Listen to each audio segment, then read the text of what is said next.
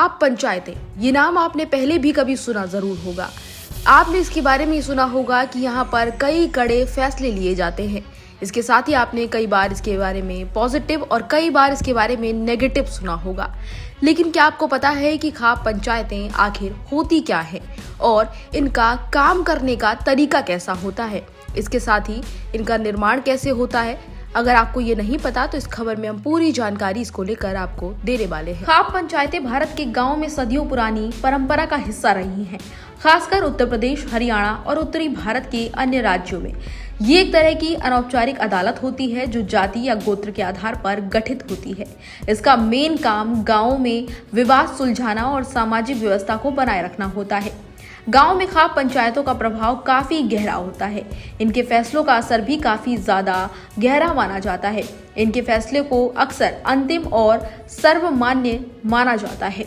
इसके साथ ही आपको ये भी बता दें कि कई खाप पंचायतें रूढ़िवादी विचारों को मानती हैं और परंपराओं एवं रीति रिवाजों को प्राथमिकता देती हैं। खाप पंचायतें अक्सर विवादों में घिरी रहती हैं, खासकर जब महिलाओं के अधिकार, प्रेम, विवाह और सामाजिक समानता जैसे मुद्दों की बात आए।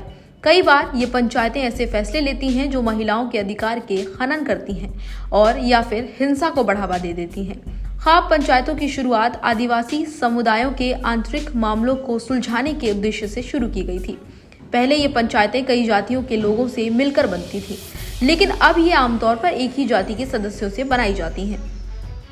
पंचायत के सदस्य आमतौर पर गांव के बुजुर्ग और परंपराओं को मानने वाले लोग होते हैं। कई बार खाप पंचायतों का प्रभाव इतना गहरा होता है कि पुलिस भी उनके दबाव में आ जाती है।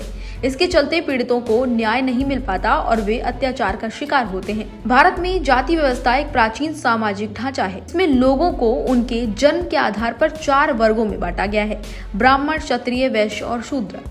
ये व्यवस्था आज भी कई समस्याओं की जड़ है। हालांकि आधुनिक समय में जातिवाद के खिलाफ आवाजें उठ रही हैं और धीरे धीरे प्रगतिशील की ओर हम लोग बढ़ रहे हैं।